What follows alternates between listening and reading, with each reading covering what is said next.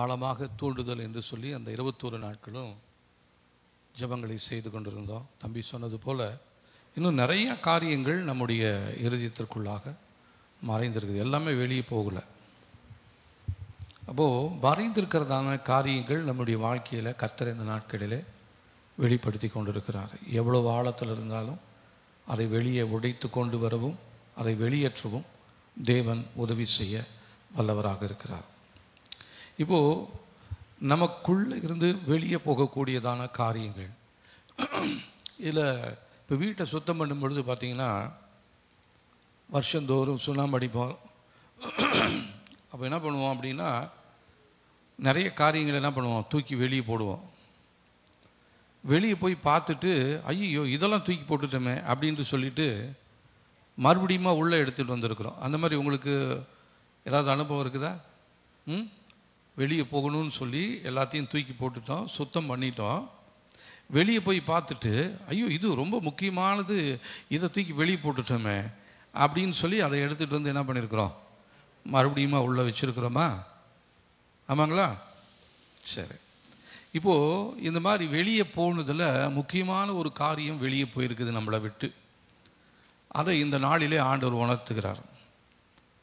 ஏன்னா அந்த வாசல்கள் உள்ளே போவதற்கும் வெளியே வருவதற்கும் தேவன் என்ன பண்ணுறாரு, என்னங்க இப்படி இருக்கீங்க, வாசல் எதற்காக இருக்குது? வெளியே போகிறதுக்கும் உள்ளே வர்றதுக்கும் தான். ஒன்வே டிராஃபிக் கிடையாது. அப்போது சில நேரத்தில் உள்ளே வந்தது வெளியே போகணும். நம்மை விட்டு வெளியேறியதான சில நன்மைகள் நமக்குள்ளாக வரணும். ஒத்துக்கிறீங்களா? ஸ்தோத்திரம். சரி. இப்போ இந்த நாளில் நம்மளை விட்டு வெளியே போய் இருக்கிறதான ஒரு காரியத்தை குறித்து நான் உங்ககிட்ட சொல்ல போகிறேன். அதை நீங்கள் என்ன பண்ணணும்னா உங்களுக்குள்ளுக்குள்ள அதை பெற்றுக்கொள்ளணும். அதை குறித்து நம்ம வாசிக்கும் பொழுது எசேக்கியேலின் தீர்க்கதரிசன புஸ்தகம்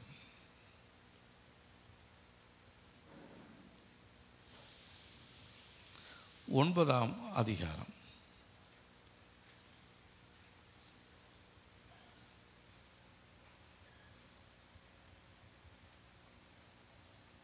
3ஆம் வசனம்.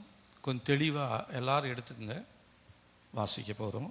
967 பக்கத்தில் இருக்குது. எசேக்கியேல் 9ஆம் அதிகாரம் 3ஆம் வசனம். எல்லாம் எடுத்துட்டிங்களா? வாசிக்கலாமா? அப்பொழுது இஸ்ரவேலின் தேவனுடைய மகிமை கேருபின் மேல் இருந்து எழும்பி ஆலயத்தின் வாசற்படியிலே வந்து சணல் நூல் அங்கி தரித்த தன் அறையிலே கணக்கனுடைய மைக்கூட்டை வைத்திருக்கிற புருஷனை கூப்பிட்டு, கர்த்தர் அவனை நோக்கி, நீ எருசலேம் நகரம் எங்கும் உருவப் போய் அதற்குள்ளே செய்யப்படும் சகல அருவருப்புகள் நிமித்தம் பெருமூச்சு விட்டு அழுகிற மனுஷரின் நெற்றிகளில் அடையாளம் போடு என்றார். இப்போது இந்த தேவதூதன் இந்த இடத்துல எசேக்கியேலுக்கு ஒரு தரிசனத்தை கர்த்தர் காண்பிக்கிறார். அந்த தரிசனத்தில் என்ன பார்க்குறார் அப்படின்னா, தேவனுடைய மகிமை கேருபின் மேல் இருந்து எழும்பி ஆலயத்தின் வாசற்படியில் வந்து நின்றது. தேவ மகிமை எந்த இடத்துல இருக்கணும்? தேவனுடைய ஆலயத்துக்குள்ள கேருபீன்களின் மத்தியில் தான் தேவனுடைய மகிமை இருக்கணும். ஆனால் இப்போ இந்த மகிமை என்ன ஆயிடுச்சு தெரியுங்களா? மெதுவாக புறப்பட்டு வந்து வாசற்படியில் வந்து நிற்கிது. இன்னும் ஒரு அடி எடுத்து வச்சா அது வாசற்படியை தாண்டி வெளியே வந்துடும். தேவனுடைய மகிமை வெளியே வந்துருச்சுன்னா ஆலயம் எப்படி இருக்கும்? வெறுமையாக இருக்கும். இப்போ நம்மளை விட்டு இந்த மாதிரி தேவனுடைய மகிமை நம்மை விட்டு வெளியேறி இருக்கிறது.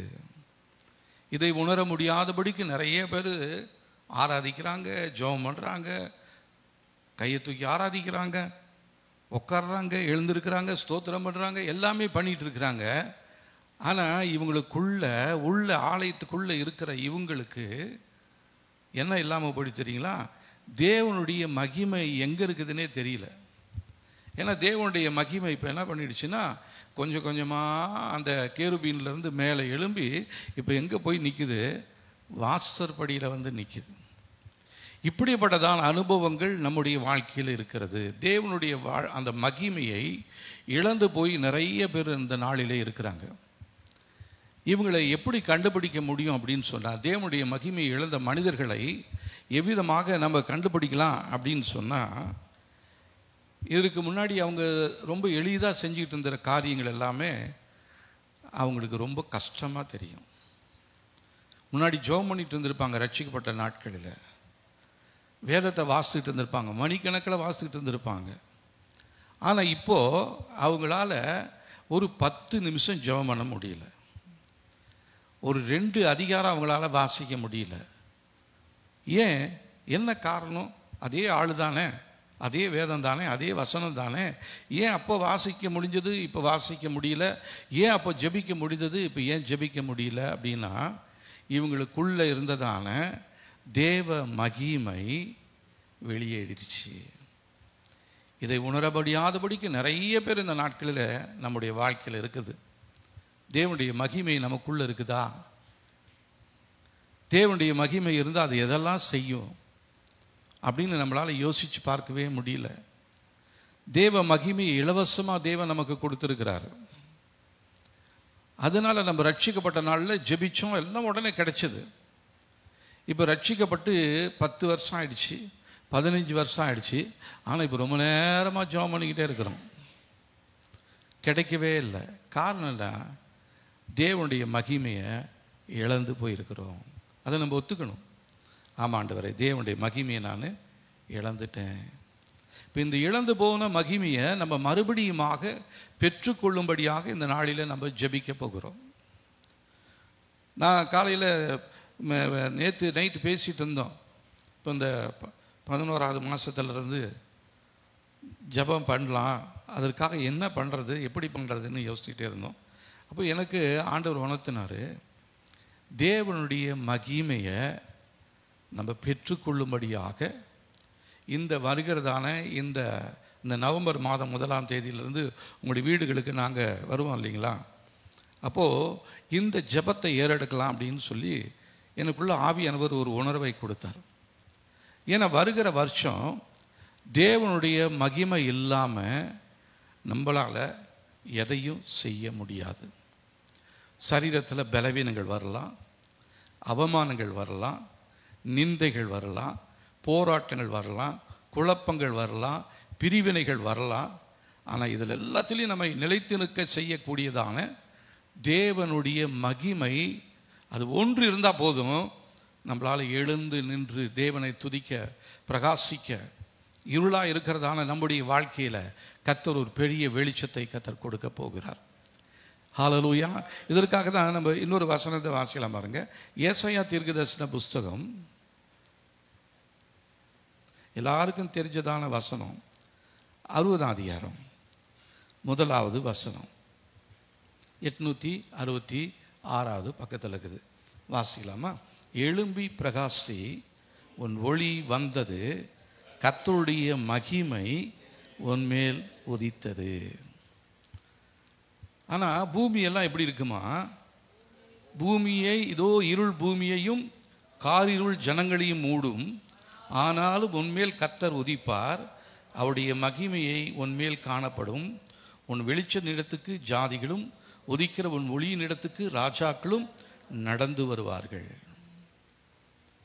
இதுதான் இனி வருகிறதான நாட்களில் நடக்க போகிறது.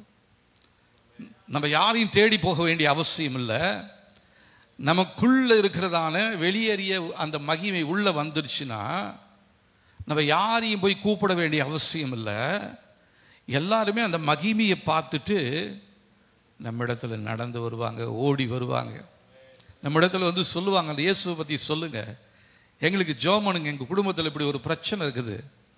ஏன்னா பூமி முழுசும் இருளுக்குள்ள மூழ்கி போயிடுது. ஆனால் உங்கள் குடும்பத்துக்குள்ள ஒரு வெளிச்சம் இருக்குதே, அது எப்படி அந்த வெளிச்சம்? அப்போ நம்ம சொல்லுவோம், அதுதான் எங்களுக்குள்ள இருக்கிற தேவனுடைய மகிமை. ஹல்லேலூயா. ஆனால் இதை சொல்ல முடியாதபடிக்கு இந்த நாட்களிலே பிசாசு தந்திரமாக நமக்குள் இருக்கிறதான மகிமையை இப்போ என்ன பண்ணிட்டா, வெளியில் கொண்டு போய் வாசற்படிக்கிட்ட கொண்டு போய் நிறுத்தி வைத்திருக்கிறான். அதாவது பிசாசு செய்யலை, நாம்ளா செஞ்சுருக்கிறோம். நம்முடைய வாழ்க்கையில் காணப்படுகிறதான சில தவறுகள், சில பாவங்கள், மறைந்திருக்கிறதான வெளியேற்ற முடியாதபடி காணப்படுகிற, இன்னும் வெளியேற தெரியவே தெரியாத அஸ்திபாரங்களில் மறைந்திருக்கிற சில அசுத்தங்கள் தேவனுடைய மகிமையை நம்மை விட்டு விலகச் செய்யும்படியாக கிரியை செய்து கொண்டிருக்கிறது. ஏன்னா எப்பயுமே 2 சக்திகள் போராடி கொண்டே இருக்கிறது. தேவனுடைய வல்லமை நம்மை அவர் சார்பில் இருக்கிறது. பிசாசுடைய இருள் தன் பக்கமாக இழுப்பதற்காக நம்ம இடத்துல போராடி கொண்டிருக்கிறது. இதுதான் நம்முடைய வாழ்க்கையில் காணப்படுகிற போராட்டம். இதை உணர்ந்து கொண்டுட்டா நமக்கு ஒரு வெற்றியை ஆண்டவர் கொடுப்பார். நிறைய பேருடைய வாழ்க்கையில் தேவனுடைய மகிமையை வெளியேறி இருக்கிறது. உள்ளே காலியாக இருக்குது, வெறுமையாக இருக்குது. ஆனால் நான் தேவனுடைய ஆலயம், என்னுடைய சரீரம் தேவனுடைய ஆலயம் என்று சொல்லுகிறதான நிறைய பேருடைய வாழ்க்கையில் அந்த ஆலயத்தில் இருக்க வேண்டிய மகிமை அது இப்போ எங்கே இருக்குதுன்னா வாசற்படியில் வந்து நிற்கிறது. இன்னும் கொஞ்சம் விட்டோம்னா அது வெளியே போயிடும். அப்போ அந்த வெளியேறக்கூடாத அந்த மகிமையை நம்ம என்ன பண்ணணும்னா, ஆண்டவரே என்னிடத்தில் மறுபடியுமாக நீங்கள் திரும்பி வாங்க ஆண்டவரே, என் வாழ்க்கையில் இழந்து போன மகிமையை நான் மறுபடியுமாக பெற்றுக்கொள்ளும்படியாக உம்முடைய கரத்தில் என்னை அர்ப்பணிக்கிறேன் என்று சொல்லணும். அடுத்ததாக இந்த மகிமை இழந்து போன மனிதன் முன்னிலைமையை விட பின்னிலைமை மிகவும் மோசமானதாக இருக்குமா. அவனிடத்திலிருந்து வெளியேறியதான ஆவிகள் அந்த இடம் காலியாக இருக்குது. அது மறுபடியுமா பார்க்கணும், திரும்பி வரும்பொழுது காலியாக்கப்பட்டிருந்தா அது போய் மறுபடியும் வேறு 7 பொல்லாத ஆவிகளை சேர்த்து கொண்டு அந்த மனிதனிடத்தில் மறுபடியும் உள்ளே வரும். அப்போது அவனுடைய முன்னிலைமையை பார்க்கிலும் பின்னிலைமை மிகவும் மோசமானதாக இருக்கும். அப்போ பின்னிலைமை வந்த நாட்களில் ஒரு சந்தோஷம், சமாதானம். இன்னைக்கு சந்தோஷம் இல்லை, சமாதானம் இல்லை, ஒரு இருள்.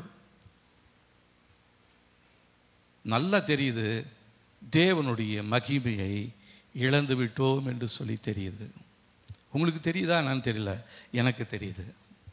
என் வாழ்க்கையில் தேவனுடைய மகிமையை பெற்றுக்கொண்டதான, ஆண்டவர் கிருபையாக கொடுத்ததான அந்த மகிமையை, ஒரு காலத்தில் பெற்று சந்தோஷத்தோடு இருந்ததான அந்த மகிமையை நான் இழந்து போயிட்டேன்.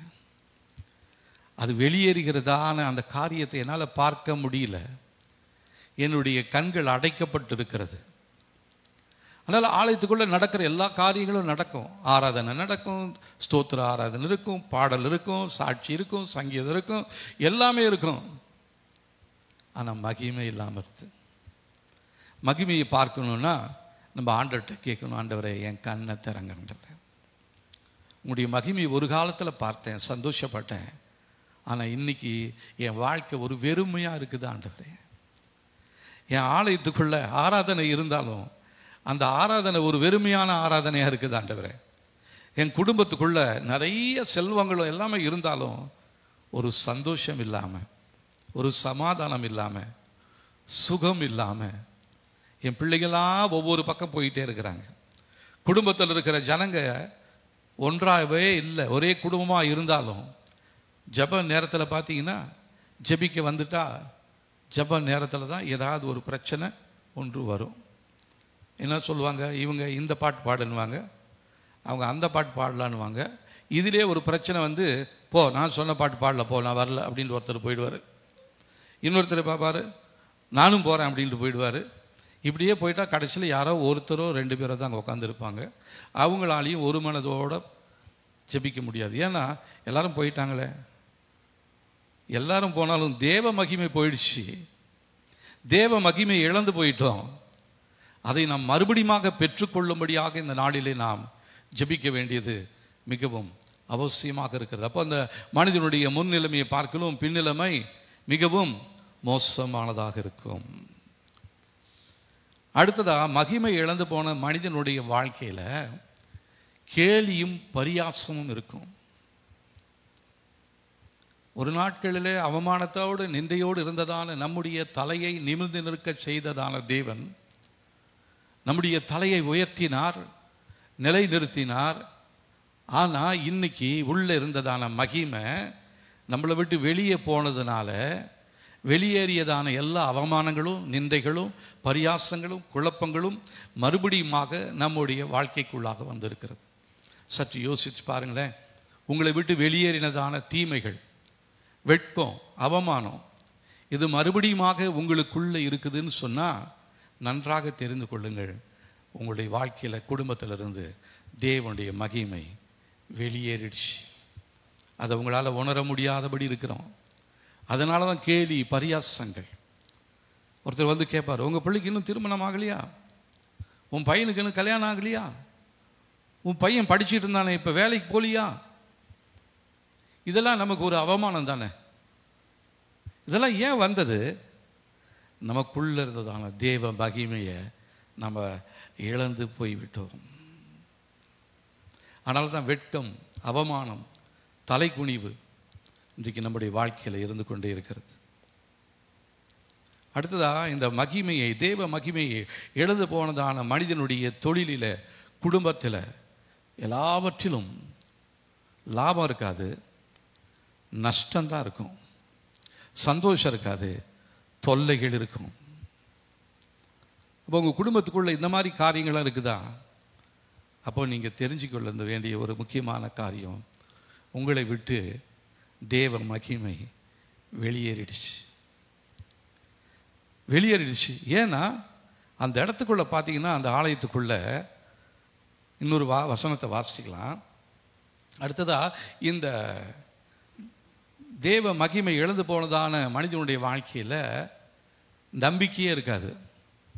ஒரு காலத்தில் விசுவாசத்தோடு பேசிக்கிட்டு இருந்தவர் இன்றைக்கு அவருடைய வாயில் வரும், எங்கே ஆண்டவர் இருக்கிறார், எங்கே ஜெபத்தை கேட்குறாரு அப்படி இருந்தால் ஏன் என் வாழ்க்கை இப்படி இருக்குது, என் வாழ்க்கையில் ஒன்றுமே இல்லை, நான் அவளை தான் தேடுறேன். நிறைய பேர் சொல்லுவாங்க, நீங்கள் அப்படியே 24 மணி நேரமும் ஆலயத்திலே உட்காந்து இருக்கிறீங்களே, உங்களுக்கு ஏன் இப்படி வருது? வரக்கூடாது. ஆலயத்துக்குள்ளே இருக்கிறவங்களுக்கு தீமைகள் வரக்கூடாது. அப்படி வந்துச்சுன்னா நம்மளை விட்டு மகிமை விலகி போய்விட்டது என்று சொல்லி அர்த்தம். நன்றாக உணர்ந்து கொள்ளுங்கள். எப்படி இந்த மகிமை நம்மளை விட்டு விலகி போயிடுது? நம்முடைய வாழ்க்கையில் காணப்படுகிறதான அசுத்தமான காரியங்கள், மறைந்திருக்கிறதான பாவங்கள் நமக்கு தெரியாமலேயே நமக்குள்ளாக இருந்து கொண்டு இருக்கிறது. இன்னும் ஒரு சிலரோட கடந்த நாட்களில் ஒரு சிலர்லாம் ஃபோன் பண்ணி, நம்ம சபையை சார்ந்தவங்க தான், அவங்க பேசுகிறாங்க. அந்த பேச்சில் அவங்க எப்படி பேசுகிறாங்க தெரியுங்களா? எனக்கு ரொம்ப ஒரு கஷ்டமாக போயிடுச்சு, ஒரு அவமானமாக ஆயிடுச்சு. எனக்கு குடும்பத்தை குறித்து, பிள்ளைகளை குறித்து ஒரு மாதிரி பேசிகிட்டே இருக்கிறாங்க. இவங்க ரட்சிக்கப்பட்டவங்களா அப்படின்னு சொல்லி எனக்கு ஒரு சந்தேகம் வந்துடுச்சு. அப்படின்னா பார்த்துக்குங்க அவங்க எந்த அளவுக்கு பேசுவாங்கன்னு சொல்லி. நம்ம சபையில் இருக்கிறவங்க தான் ஒரு சிலர். ஆனால் அந்த பேச்சை கேட்காத அந்த குடும்பத்தார் இருக்கிறாங்க. அவங்க ஒரு பக்கம் சந்தோஷமாக இருக்கிறாங்க. ஆனால் இவங்க சந்தோஷமாக இல்லாமல் மற்றவங்களுடைய சந்தோஷத்தையும் சமாதானத்தையும் கெடுக்கும்படியாக பிசாசு அவங்களை எடுத்து என்ன பண்ணுறான், உபயோகப்படுத்தி கொண்டு இருக்கிறான். அவங்க சொல்கிற காரியங்கள்லாம் பார்த்தீங்கன்னா எல்லார் மேலேயுமே குற்றம் சாட்டி கொண்டே இருக்கிறாங்க. ஒருத்தர் விடாமல் எல்லார் மேலேயுமே குற்றம் சாட்டி கொண்டு இருக்கிறாங்க. அதை அறியாத பிள்ளைகள் அவங்களும் இருக்கிறாங்க. அறிந்தவங்க அவங்கள விட்டு மகிமை வெளியே போயிடுச்சுன்னு அறியாமல் அவங்களுடைய கண்கள் குருட்டாட்டத்தில் இருக்கிறது. நான் இப்போ அவங்களுக்காக என்ன ஜெபம் பண்ணுறேன் அப்படின்னா, ஆண்டவரே அவங்கள விட்டு வெளியே போனதான அந்த மகிமையை அவங்க மறுபடியுமா பெற்றுக்கொள்ளணும். ஆண்டவரே அந்த குடும்பத்து மேலே இரக்கமாக இருங்க. ஒரு காலத்தில் எப்படி சந்தோஷமாக, எப்படி சாட்சியாக இருந்தவங்க இந்த நாட்களில் சாட்சியை இழந்து, சந்தோஷத்தை இழந்து, சமாதானத்தை இழந்து காணப்படுறாங்க. ஆனால் தான் நம்ம வாசித்த அந்த வார்த்தையின்படி, இதோ இருள் பூமியையும் காரிருள் ஜனங்களையும் மூடும், ஆனால் உன்மேல் கர்த்தர் உதிப்பார், அவருடைய மகிமை உன்மேல் காணப்படும். நம்ம மேலே மகிமை காணப்பட வேண்டும். எகிப்தில் எல்லா இடமும் இருளாக இருந்துச்சு. ஆனால் கோசேன்னு சொல்லி ஒரு இடம் இருந்துச்சு. அங்கே இஸ்ரவேல் புத்திரர் இருந்தாங்க. வார்த்தை என்ன சொல்லுதுங்களா? கோசேனிலே வெளிச்சம் இருந்தது, முழு எகிப்திலும் இருண்டு போயிருந்தது. 3 நாட்கள் காரிருள். அவங்க உட்கார்ந்த இடத்த விட்டு எந்திரிக்கல, வீட்டுக்குள்ளாரையே நடக்க முடியல. அப்படிப்பட்ட காரிருள். அந்த மாதிரி காரிருள் நம்முடைய வாழ்க்கையில் வந்ததில்லை. ஒருவேளை அமாவாசை நைட்டில் கொஞ்சம் இருட்டாக இருந்தாலும் அந்த மற்ற நட்சத்திரங்கள் வெளிச்சத்தில் நமக்கு கொஞ்சம் வெளிச்சம் இருக்கும். ஆனால் கம்ப்ளீட்டாக ஆண்டவர் என்ன பண்ணிட்டாரு, அந்த வான மண்டலத்திலிருந்து வரக்கூடிய எல்லா வெளிச்சங்களையும் அவர் அப்படியே ஸ்டாப் பண்ணிட்டார். அதாவது உங்களை ஒரு இருண்ட அறைக்குள்ள, சின்ன வெளிச்சம் கூட வராத ஒரு இருண்ட அறைக்குள்ள நீங்க 3 நாள் எப்படி இருப்பீங்க? கொஞ்சம் யோசித்து பாருங்க. காற்று இல்லை, ஒன்றும் இல்லை, அப்படியே சுற்றிலுமா எல்லாத்தையும் அடைச்சி போட்டு உங்களை அப்படி ஒரு இருளுக்குள்ள வச்சிருந்தா உங்களுக்கு எப்படி இருக்கும்? 3 நாள் கழிச்சு வெளியே வந்தா பைத்தியம் பிடிச்ச மாதிரி தான் இருக்கும். நிறைய பேத்துக்கு பைத்தியமே பிடிச்சிடும். இப்படிதான் தேவனுடைய மகிமையை இழந்து போயிட்டு காரிருளுக்குள்ள வாசம் பண்ணுகிறதான நிறைய குடும்பங்கள் உண்டு. அதில் நம்முடைய குடும்பத்தாரும் உண்டு, நம்முடைய சபை மக்களும் உண்டு.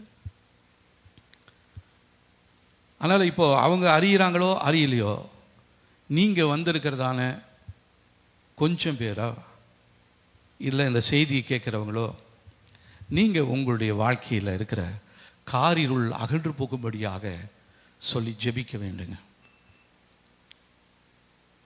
நம்ம விட்டு தேவனுடைய மகிமையை வெளியே நிற்குது. எல்லாரும் ஆலயத்துக்கு எதுக்கு வருவாங்க அப்படின்னா, அங்கே போனால் ஒரு சந்தோஷம் கிடைக்கும், ஒரு சமாதானம் இருக்கும், ஒரு நல்ல வழியை ஆண்டவர் பேசுவார், ஆண்டவர்கிட்டருந்து வார்த்தைகள் வரும், அதை கேட்கணும், அதன்படி நடக்கணும்னு தான் நிறைய பேர் வருவாங்க. நீங்கள் எப்படி வந்திருக்கீங்க இந்த நாளில்? எதை கேட்பதற்காக, எதை பார்ப்பதற்காக வந்திருக்கிறீர்கள்? நாமளை கொஞ்சம் கேள்வி கேட்டு பார்ப்போம். இந்த நாளில் நான் எதுக்காக வந்தேன் ஆலயத்துக்கு? யார் சத்தத்தை கேட்கறதுக்காக வந்திருக்கிறேன்? சத்தத்தை கேட்குறேன், அதன்படி நடக்கிறதுக்கு என்ன ஒப்பு கொடுக்குறேனா? இல்லைனா என் வாழ்க்கை இருண்டு போய் இருக்கிறதா? இந்த தேவ மகிமை இல்லைன்னா நமக்கு பாதுகாப்புமே இல்லாமல் போயிடும். ஏசாயா தீர்க்கதரிசன புஸ்தகத்தில் ஒரு வசனத்தை வாசிக்கலாம் பாருங்க.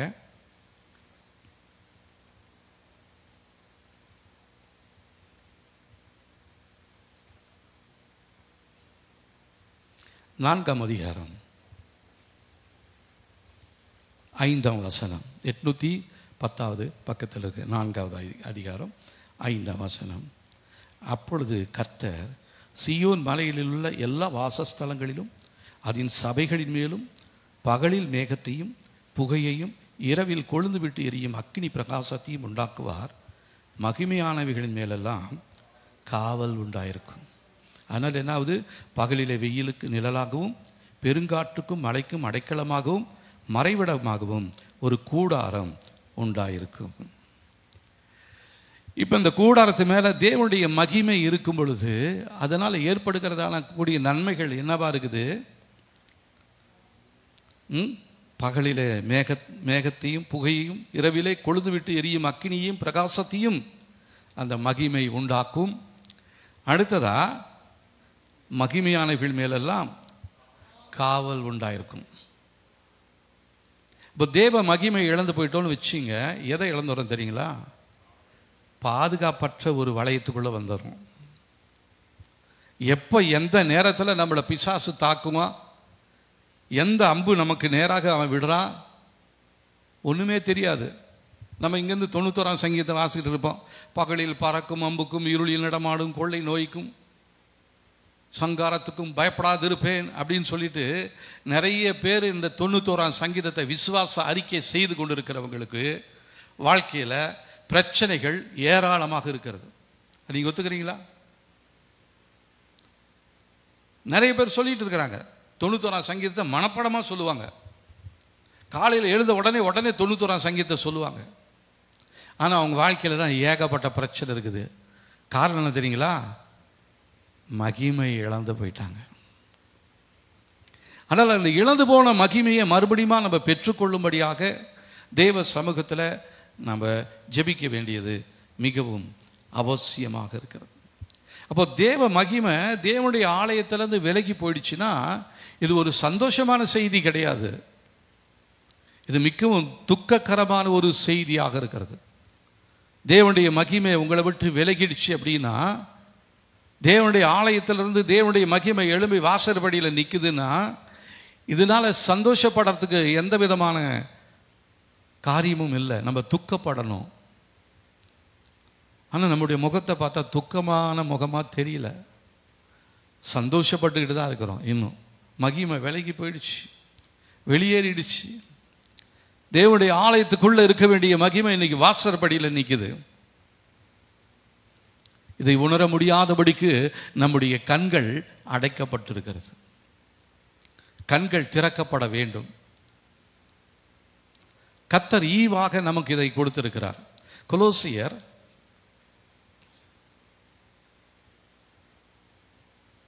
1 அதிகாரம் 27 வசனம் பாருங்க.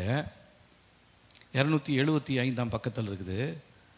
புறஜாதிகளுக்குள்ளே விலகிய இந்த ரகசியத்தில் உள்ள மகிமையின் ஐஸ்வர்யம் இன்னதென்று தேவன் தம்முடைய பரிசுத்தவான்களுக்கு தெரியப்படுத்த சித்தமானார். கிறிஸ்துவானவர் மகிமையின் நம்பிக்கையாக உங்களுக்குள் இருப்பதே அந்த ரகசியம்.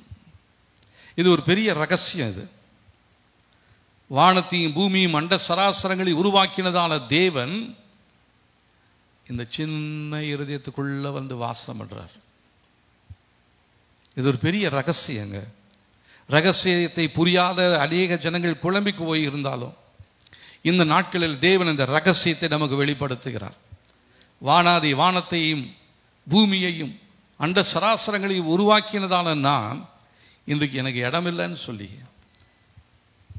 நரிகளுக்கு கூலிகள் உண்டு, ஆகாயத்து பறவைகளுக்கு கூடுகள் உண்டு, ஆனால் மனுஷகுமாரனுக்கோ தலை சாய்க்க இடம் இல்லாமல் இருக்கிறது. இப்போ உங்களுக்குள்ள தேவனுடைய ஆவியானவர் தங்கி உங்களை வழி நடத்த, அவருடைய வார்த்தைகளை கேட்பதற்கு உங்களுடைய காதுகள் எப்போதும் ஆயத்தத்தோடு இருக்கிறதா? அவர் பேசிக்கிட்டே இருப்பார். ஒரு குறிப்பிட்ட நேரத்தில் மாத்திரம் பேசுறது கிடையாது நம்முடைய தேவன். இந்த அனுபவம் நமக்கு வேண்டுங்க. தேவனோட இரவும் பகலும் அவரோட பேசி கொண்டிருக்க வேண்டியதான அந்த அனுபவம் இந்த நாட்களில் நமக்கு திரும்ப வேண்டும். ஒரு காலத்தில் அப்படி இருந்தேன், ஆனால் இப்போ இதை இழந்து போயிட்டேன். தேவனுடைய மகிமை இழந்து போயிட்டேன். தேவனுக்கு எனக்கு ரொம்ப தூரமாயிடுச்சு. ஆனாலும் ஆண்டவர் நம்மை அழைக்கிறார். உன் மேலே இரக்கமுள்ள தேவனாய் நான் உன்னை அழைக்கிறேன், இழந்து போன மகிமையை நான் உனக்கு தருவேன்னு சொல்லி ஆண்டவர் நம்மை அழைத்து கொண்டிருக்கிறார். ஹல்லேலூயா.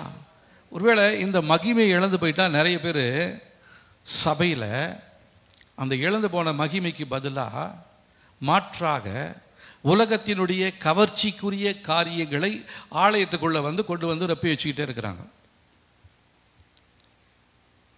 ஆலயத்தை கோடிக்கணக்கில் போட்டு கட்டி, அதுக்கு கலர் லைட்டெல்லாம் போட்டு, கலர் கலராக ஃபெயிட்லாம் அடித்து, அங்கங்கெல்லாம் அலங்கார வழக்குகள்லாம் இருக்குது. ஆனால் இருக்க வேண்டிய மகிமை இல்லாமல் போயிடுது.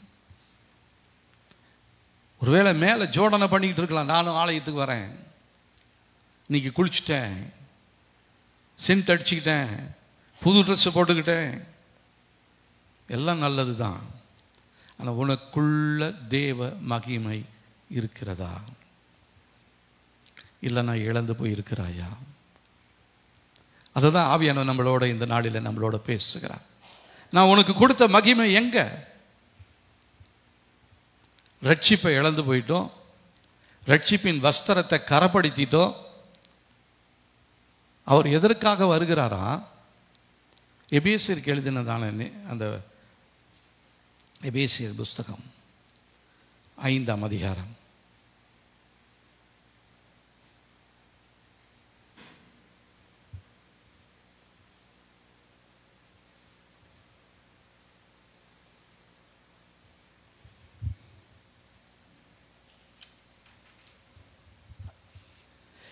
27ஆம் வசனம் பாருங்க. 5:27.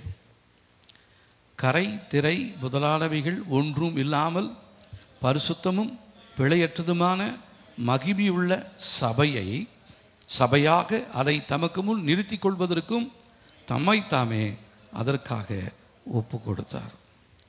இயேசு கிறிஸ்துவினுடைய வருகை மிகவும் சமீபம்னு பேசிட்டே இருக்கிறோம். இயேசு எதற்காக வராரா? கரை திரை அற்றதான மகிமையுள்ள சபையை தம்மோடு சேர்த்து கொள்ளும்படியாகவே அவர் என்ன பண்றாரு? வரப்போகிறார். இப்போ நம்முடைய வாழ்க்கையில் கரை திரை பிழைகள் ஒருவேளை வாழைக்கரைப்பட்டிருக்கலாம். அதெல்லாம் போக்குறதுக்கு நிறைய டெட்டர்ஜென்ட்ஸ் இருக்குது, நிறைய சோப்பு இருக்குது, அதெல்லாம் போட்டு எல்லாம் கழுவிட்டோம். ஆனால் உள்ளத்தில் ஆழத்துக்குள்ளே ஏற்பட்டிருக்கிற கரைகள் திரைகள் இதெல்லாம் நீக்குவதற்கு நம்ம என்னைக்காவது ஒரு முயற்சி எடுத்திருக்கிறோமா? பழைய குப்பை கூலத்துடைய தான் நம்ம தேவனை ஆராய்ச்சிக்கிட்டே இருக்கிறோம். பார்வைக்கு மற்றவங்களுக்கு பார்வைக்கு மகிமை இல்லாதது போல இழந்ததை இருப்பது போல காண்பிப்பதற்காக நிறைய டெக்கரேஷன்லாம் பண்ணிக்கிட்டு இருக்கிறோம். இப்போ அங்கங்கே சபைகள் அடிக்கப்பட்டு கொண்டு இருக்கிறது. இப்போ எனக்கு ஒரு பெரிய கேள்வி வந்துச்சு, ஏன் சபைகள் நடத்தக்கூடாதுன்னு சொல்லி போட்டு அடிக்கிறாங்க, உடைக்கிறாங்க, பெரிய போராட்டம் பண்ணிக்கிட்டே இருக்கிறாங்க? ஏன் இது நடக்குது? சபையின் மேல தேவனுடைய காவல் இல்லையா? சபையில் இருக்க வேண்டிய தேவனுடைய மகிமை இல்லாததினாலே சபைகள் பாதுகாப்பை இழந்து போயிருக்கிறது. அதை உணர்ந்து கொள்ள வேண்டும் நம்ம. அப்போ இந்த அடிக்கிறாங்க அதுக்கு இதுக்குன்னு நம்ம அந்த சோசியல் மீடியாலெல்லாம் பார்த்துட்டு நம்மளும் ரொம்ப வேதனையாக இருக்குது. ஐயோ இப்படி ஆயிடுச்சு அப்படி ஆயிடுச்சுன்னு. உபத்திரம் வரும். ஆனால் அதுக்கு மத்தியில் கர்த்தர் பாதுகாப்பை கொடுக்கறதுக்காக தம்முடைய மகிமையை சபைக்குள்ள வைத்திருக்கிறார். இந்த மகிமை இன்றைக்கு எங்க இருக்கிறது அப்படின்னா சபையினுடைய வாசல்களில் போய் நிற்குது. அதனாலதான் இன்னைக்கு தேவையில்லாத பிரச்சனைகள் வந்து கொண்டு இருக்கிறது. மகிமையை குறித்து பரிசுத்தத்தை குறித்து பேச வேண்டியதான நிறைய பேர் உலக ஜனங்களை போல சேலஞ்சு பண்றவங்களாகும். எங்களை தொட்டு பாரு, உனக்கு என்ன நடக்குது பாரு, எங்களுடைய தேவன் எவ்வளவு பெரியவர் தெரியுமா, இதெல்லாம் போய் நம்ம அவங்க கிட்ட சேலஞ்ச் பண்ணி பேச வேண்டிய அவசியம் கிடையாது. நம்முடைய வார்த்தைகள் கரை திரை இல்லாத ஒரு சபையை உருவாக்கும்படியாக தேவனுடைய சமூகத்தில் நீங்களும் நானும் பேசணும், மற்றவங்களுக்கு சொல்லணும். இதுதான் சத்தியம். எதுக்காக இயேசு கிறிஸ்து வராரு? எதற்காக நம்ம ஜனங்களை ஆயத்தப்படுத்துகிறோம்? ஆத்துமாக்கள் ரட்சிக்கப்படணும். ஒரு மகிமுள்ள சபையை அவர் சேர்த்து கொள்ளும்படியாக வராரு. மகிமுள்ள சபையாக மாற்றணும்னா நம்மளுடைய வேலை என்ன? முதலாவது நமக்குள்ள அந்த மகிமையை, இழந்து போன மகிமையை நமக்குள்ளாக மறுபடியுமாக பெற்றுக்கொள்ளும்படியாக நம்ம ஜெபிக்கணும். நம்முடைய குடும்பத்தில் மகிமை இல்லாமல் போயிடுச்சு, நம்முடைய பிள்ளைகளுடைய வாழ்க்கையில் தேவனுடைய மகிமை இல்லாமல் போயிடுச்சு, நாம் செய்கிற தொழிலில் வியாபாரங்களில் தேவனுடைய மகிமை இல்லாமல் போயிடுச்சு. அதை வெறுமையாக்கப்பட்டிருக்கிற அந்த வியாபாரத்தில் தொழிலில் நம்ம என்ன பண்ணிட்டு இருக்கிறோம்? நிறைய காரியங்களை கொண்டு போய் அங்கங்கே தேவையில்லாத உலக பிரகாரமான காரியங்களினால நம்மளை என்ன பண்ணிட்டு இருக்கிறோம் தெரியுங்களா? டெக்கரேட் பண்ணிக்கிட்டே இருக்கிறோம். இதெல்லாம் நிற்காது. அப்போ ஒரு சபை தேவனுடைய வருகையில் எடுத்துக்கொள்ளப்பட வேண்டும் என்று சொன்னால் முதலாவது அதற்கு தேவை கரை திரை அற்ற மகிமை நிறைந்ததான ஒரு சபையாக இருந்தால் தான் அது தேவனுடைய வருகையில் எடுத்துக்கொள்ளப்படும். இல்லாமல் வருகையில் போகிறேன்னு குதிச்சுக்கிட்டே இருக்கிறதுனால எந்த ஒரு சம்பவம் நடக்க போகிறதே கிடையாது. ஒன்று நடக்கும், கைவிடப்பட்டு போயிடுவோம். நிறைய பேர் எடுத்துக்கொள்ளப்படுவாங்க, பரிசுத்தமாக இருக்கிறவங்க எடுத்துக்கொள்ளப்படுவாங்க. பரிசுத்தமாக இல்லாத நீங்களும் நானும் கைவிடப்பட்டு போயிடுவோமே. அந்த நேரத்தில் நமக்கு எப்படி இருக்குன்னு நினைக்கிறீங்க? தேவனுடைய வருகை திடீர்னு வந்து இங்கேருந்து ஒரு 10 பேர் எடுத்துக்கிட்டாரு, நான் உங்களோட பிரசங்கம் பண்ணிட்டு இருக்கிறேன், கேட்குற நீங்கள் என்ன சொல்லுவீங்க? ஏன் நான் தான் பரிசுத்தமாக இல்லை, சொல்லிட்டு இருக்கிற நீயும் பரிசுத்தமாக இல்லையான்னு சொல்லி என்கிட்ட கேள்வி கேட்கும் பொழுது எனக்கு எவ்வளோ அவமானமாக இருக்கும் இல்லைங்களா? அதை யாராவது யோசித்து பார்த்துருக்கீங்களா? கைவிடப்பட்டு போயிட்டா என்ன பண்ணுவோன்னு. நாங்கள் கைவிடப்பட போகிறதில்ல, எதுக்காக அதை யோசிச்சுக்கிட்டு இருக்கிறோம் அப்படின்னு நம்ம நினைக்கிறோம். ஆனால் நமக்குள்ள இருக்கக்கூடிய தேவனுடைய மகிமை இருந்துச்சுன்னா அது நம்மளை அவரோடு சேர்த்துக்கொள்ளும், நம்மளை வீணர்களாகவும் கனியற்றவர்களாகவும் மாற்றாது. இப்போ கனி இல்லாத வாழ்க்கை வாழ்கிறவர்களுக்கு காரணம் என்ன தெரியுங்களா? அவங்களுக்குள்ள தேவ மகிமை இல்லை, பொறுமை இல்லை, அன்பு இல்லை, மன்னிக்கக்கூடிய சுபாவம் இல்லை, மறக்கக்கூடிய சுபாவங்கள் இல்லை. ஆனால் இன்னைக்கு வாய்க்கிலேயே பேசிகிட்டே இருக்கிறேன், இயேசு என் தேவன், அவரை நான் நம்புறேன்னு சொல்லி.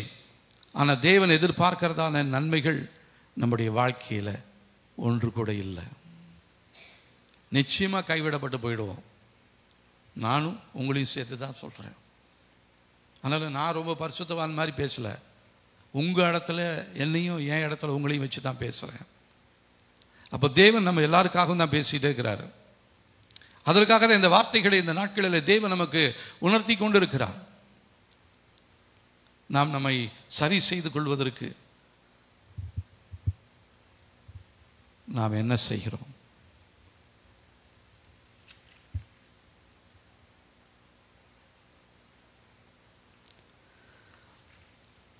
கர்த்தர் எல்லா இடத்தையும் விட்டுட்டு, உலகத்தில் எத்தனையோ பேர் இருக்கிறாங்க நம்ம குடும்பத்தில், அவங்க எல்லாத்தையும் விட்டுட்டு என்ன தெரிஞ்சிட்டு இருக்கிறாரு? என்கிட்ட என்ன தகுதி இருக்குது?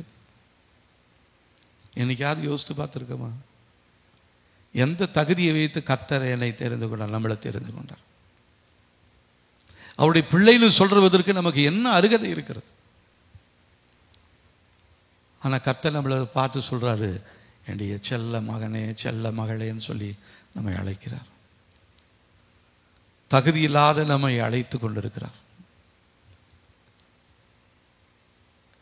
இதற்கு தான் நம்முடைய வாழ்க்கையில நம்முடைய மகிமையை பெருக செய்யும்படியாக தேவன் நம்மோடு இடைப்பட்டு கொண்டிருக்கிறார்.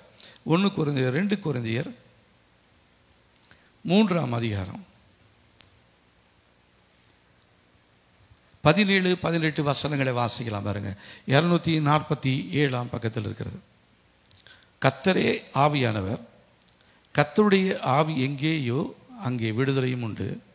நாம் எல்லாரும் திறந்த முகமாய் கர்த்தருடைய மகிமையை கண்ணாடியிலே காண்கிறது போல கண்டு ஆவியா இருக்கிற கர்த்தரால் அந்த சாயலாகத்தானே மகிமையின் மேல் மகிமை அடைந்து மறுரூபப்படுகிறோம். இப்போ இந்த மகிமை என்ன பண்ணணும் தெரியுங்களா? அப்படியே ஒரு குறிப்பிட்ட லெவலில் இருக்கக்கூடாது. இந்த மகிமைக்கு எல்லையே கிடையாது. மகிமையின் மேல் மகிமை அடைஞ்சிக்கிட்டே இருக்கணும். ஒவ்வொரு நாளும் ஒவ்வொரு நிமிஷமும் மகிமையின் மேல் மகிமை அடைந்து நம்மை மறுரூபமாக்குவார். ஒரு இமை பொழுதில நம்மை மறுரூபமாக்குவார். அதுதான் ரகசிய வருகை.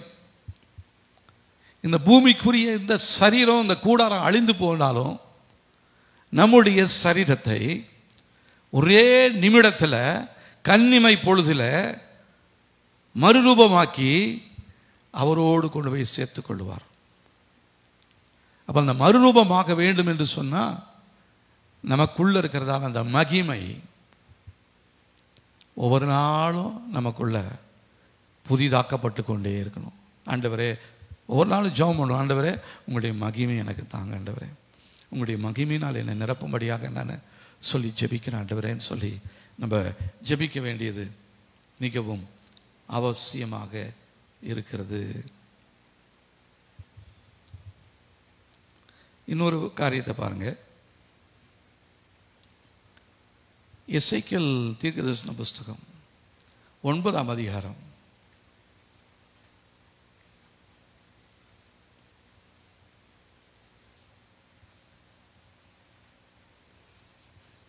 3ஆம் வசனம். தேவ மகிமை ஆலயத்தின் உள்ளிருந்தது, அது நடையிலே வாசற்படியிலே நிற்கிறது. ஆனால் ஆலயத்துக்குள்ளே இருக்கிறவங்களுக்கு யாருக்குமே அந்த தேவ மகிமை எங்கே இருக்குதுன்னே தெரியல. அவங்க பாட்டுக்கு ஏதோ பார்த்துக்கிட்டு ஏதோ ஒரு வெளிச்சத்தை பார்த்துக்கிட்டு அவங்க மகிமைன்னு நினச்சிக்கிட்டு அவங்க ஆராய்ச்சிக்கிட்டே இருக்கிறாங்க. அவங்க நேர் எதிரில் இருந்ததான மகிமை இப்போ என்ன பண்ணிச்சு தெரியுங்களா? நேர் பின்னாடி போய் நின்றுட்டே இருக்குது. நம்ம வாழ்க்கையில் அப்படி தான் இருக்கா? தேவ மகிமை நம்முடைய வாழ்க்கையிலிருந்து இடம் மாறி நம்மை பின்பக்கமாக இருக்கிறதா? அல்லது நம்மை முன்னேறி செல்வதற்கு வழிகாட்டியாக, வழி நடத்துகிற விண்மீனாக அவர் நமக்கு முன்பாக மகிமையாக இருக்கிறாரா? அப்போ இந்த நாளில் அருமையான ஒரு ஊழியக்கார அம்மா சாரால் நவரோஜின்னு சொல்லி அவங்க பாடினதான ஒரு பாடல், ஒரு பழைய பாடல் தான். அந்த பாடலை நம்ம பாட போகிறோம். மகிமையின் மேல் மகிமை மறுரூபமாகவும் மனதனிலே அப்படின்னு சொல்லி அந்த பாட்டு இருக்காமா?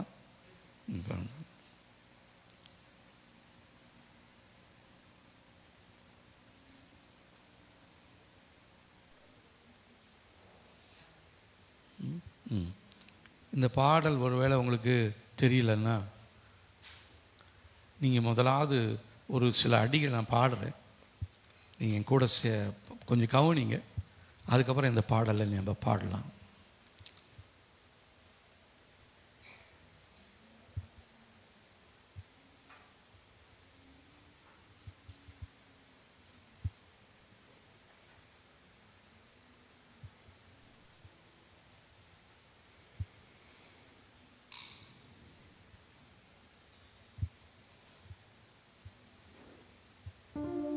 இந்த ஆர்வம் நமக்குள்ள வரணும். மகிமையின் மேல் மகிமை நாடையும் ஆண்டவரே என்னை மறுரூபமாக்குங்க. மனசுக்குள்ள பழைய மனசு இருக்கக்கூடாது. பழைய கசப்பு நிறைந்த கோபம் நிறைந்ததான அந்த இருதயம் எனக்கு வேண்டாம். என் இருதயத்தை ஒரு மறுரூபமாத்துங்க, ஒரு புதிய ரூபமா, புதிய இருதயமா என்னை மாற்றுங்கன்னு சொல்லி இந்த பாடலை நம்ம பாட போகிறோம். மகிமை மேல் மகிமை அடைந்திடுவே, மறுரூபமாவே மனமதிலே மகிழ்ந்திடவே, தரிசிக்கவே பரன்முகமே, மகிழ்ந்திடவே தரிசிக்கவே பரன்முகமே. உந்தன் பாதம் என்னை பலியாய் உண்மை மனதுடன் ஒப்படைத்தேன். உந்தன் பாதம் என்னை பலியாய் உண்மை மனதுடன் ஒப்படைத்தேன். ஏற்றுக்கொண்டருளும் தேவ பலம் விளங்கும், தேற்றி உயிர்ப்பித்திடும் தம்மாவியினார், தேற்றி உயிர்ப்பித்திடும் தம்மாவியினார். மறுபடியும் சொல்லுவோமா? உந்தன் பாதம் என்னை பலியாய் உண்மை மனதுடன் ஒப்படைத்தேன். உந்தன் பாதம் என்னை பலியாய் உண்மை மனதுடன் ஒப்படைத்தேன். ஏற்றுக்கொண்டருளும் தேவ பலம் விளங்கும், தேற்றி உயிர்ப்பித்திடும் தம்மாவியினார். மகிமை மேல் மகிமை அடைந்திடுவே, மறுரூபமாவே மனமதிலே மகிழ்ந்திடவே, தரிசிக்கவே பரன்முகமே, மகிழ்ந்திடவே தரிசிக்கவே பரன்முகமே.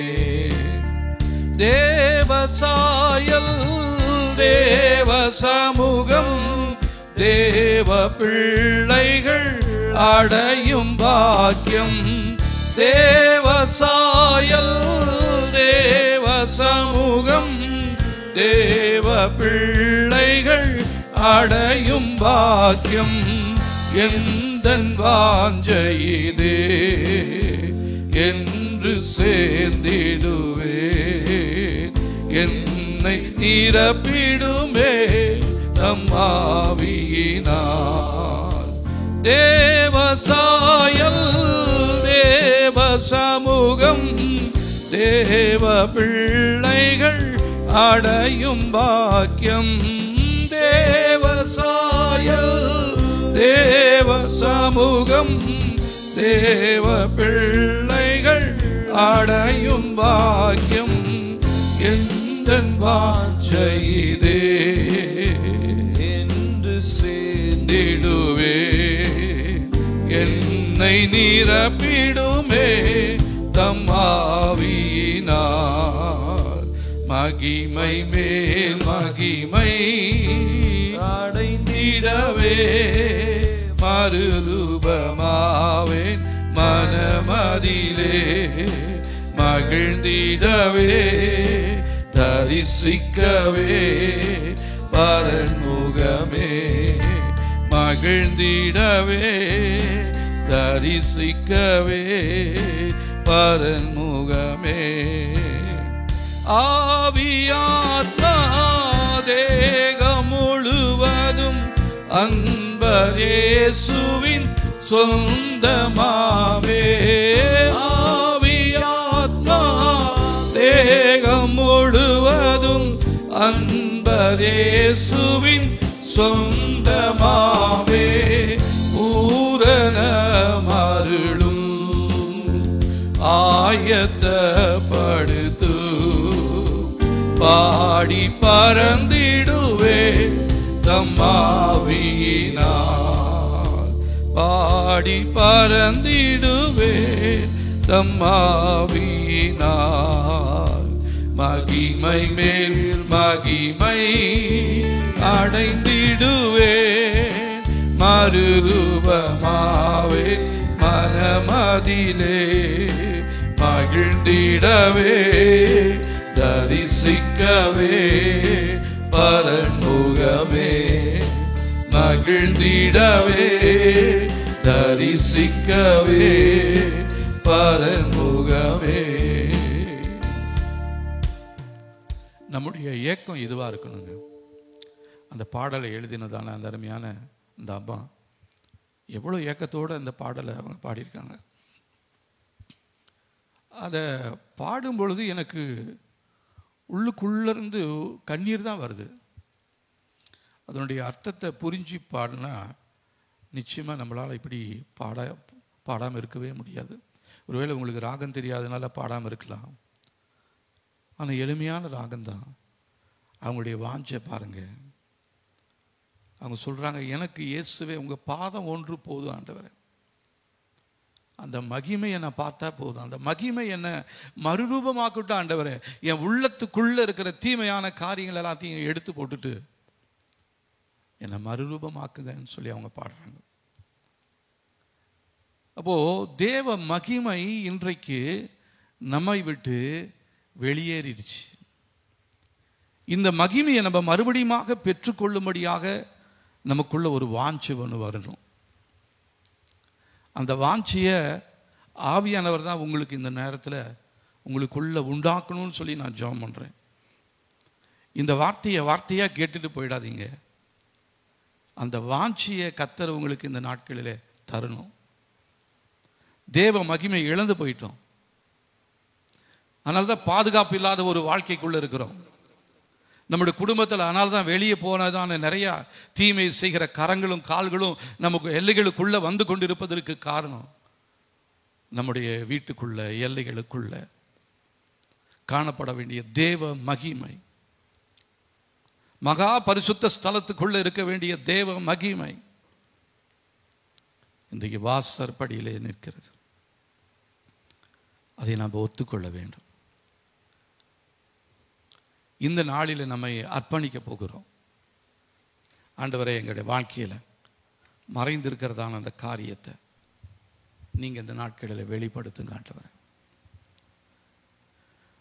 அங்கே பார்த்தீங்கன்னா அந்த எசேக்கியேல் பார்க்குறாரு, அந்த ஆலயத்துக்குள்ளே ஒரு பெரிய விக்கிரகம் இருக்குது.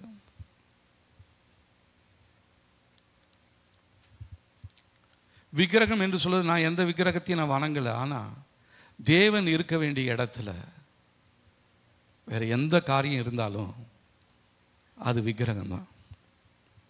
ஒருவேளை உங்களுடைய தொழில் உங்களுக்கு ரொம்ப முக்கியமாக இருக்கலாம்,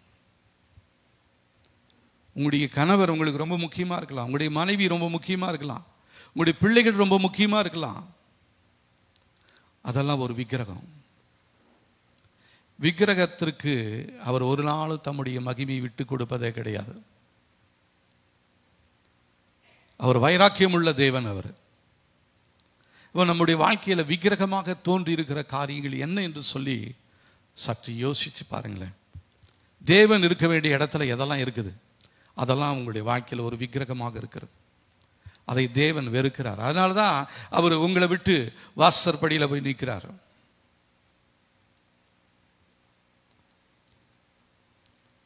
ஏலின்னு சொல்லி ஒருத்தர் இருந்தார். அவருடைய நாட்களில் ஒரு சண்டை ஒன்று வருது. அப்போ இந்த இஸ்ரவேல் புத்திரர்கள் தங்களுடைய வெற்றியை பெற்றுக்கொள்ள வேண்டும் என்று சொல்லி அது வரையிலும் எங்கேயுமே அசைக்கப்படாமல் இருந்ததான அந்த உடன்படிக்கை பெட்டியை சண்டை போடுற இடத்துக்கு கொண்டு போகிறாங்க. இதை பார்த்தோன்னே இஸ்ரவேல் ஜனங்களுக்கு ஒரே ஆர்வம், ஒரே உற்சாகம், சந்தோஷம். எதிரிகள் சொல்கிறாங்க, என்னடா திடீர்னு அவங்க பாளையத்தில் ஒரு பெரிய சத்தம் கேட்குது, என்ன அவங்களுக்கு உற்சாகம்? அப்போ தான் அவங்களுக்கு தெரியுது உடன்படிக்கை பெட்டி அப்போ வந்துருச்சுன்னு. அவங்க பார்க்குறாங்க, ஐயோ அந்த தேவன் மகா பெரிய தேவன், பயங்கரமான தேவன், இதுவரையிலும் எந்த யுத்தத்திலையும் இப்படி செஞ்சதே இல்லை. இப்போ அந்த உடன்படிக்கை பெட்டி கொண்டு வந்துட்டாங்க. அதனால் நிச்சயமாக அவங்க பக்கம் தான் வெற்றி வரும். இருந்தாலும் சோர்ந்து போயிடாதீங்க, நம்ம கடைசியாக ஒரு முயற்சி பண்ணலாம் அப்படின்னு சொல்லிட்டு அவங்க யுத்தம் பண்ணி அந்த உடன்படிக்கை பெட்டி அவங்க பிடிச்சிக்கிட்டு கொண்டு போயிடுறாங்க பெலிஸ்திய தேசத்தில் கொண்டு போயிடுறாங்க. அதை கேட்டதான அந்த ஏலி, அவர் ரொம்ப வயசானவர், உடன்படிக்கை பெட்டி கொண்டு போயிட்டாங்களேன்னு அந்த ஏக்கத்தில் தத்தளித்து கொண்டு அவர் ஒரு ஆசனத்தில் உட்கார்ந்து இருக்கிறார். அப்போ அங்கிருந்து ஒருத்தன் வரான். அவன் சொல்கிறான், ஐயா பெலிஸ்தர்கள் ஜெயிச்சிட்டாங்க. அப்போ கூட இவனுக்கு ஒன்றும் ஆகலை. நம்ம ஆளுங்கன்னா நிறைய பேர் செத்து போயிட்டாங்க ஐயா, அப்போ கூட இவனுக்கு ஒன்றும் ஆகலை. ஆனால் அவன் சொல்கிறான், தேவனுடைய பெட்டி பிடிப்பட்டதுன்னு கேட்ட உடனே அப்படியே கீழே விழுந்து செத்து போயிடுறான். அவனுடைய மருமகள் நிறைமாத கர்ப்பிணியாக இருக்கிறா. அவளும் தான் புருஷன் செத்து போயிட்டான், சண்டையில் செத்து போயிட்டான்னு இவளுக்கு கேள்விப்பட்டாலும் ஒன்றும் ஆகலை. ஆனால் உடன்படிக்கை பெட்டி பிடிக்கப்பட்டதுன்னு சொன்ன உடனேயே அவள் வேதனையோடு பிள்ளை பெற்று அந்த பிள்ளைக்கு ஒரு பேர் வைக்கிறா, இக்கபோத். அப்படின்னு என்ன அர்த்தம்னா, தேவனுடைய மகிமை விலகிடுச்சு அப்படின்னு சொல்லிட்டு அந்த பிள்ளை கூட பார்க்கல, அவள் செத்து போயிடறான். இப்போ தேவனுடைய மகிமை பாருங்க எந்த அளவுக்கு அவங்களுடைய வாழ்க்கையில் ஒரு பாதுகாப்பை கொடுத்து கொண்டிருந்தது. ஆனால் தேவ மகிமையை இவங்களால உதாசீனப்படுத்தி இவங்களுக்குள்ள இருக்கிற தவறை மறைப்பதற்காக இவங்க தேவனுடைய பெட்டியை கொண்டு போய் வைக்கிறாங்க.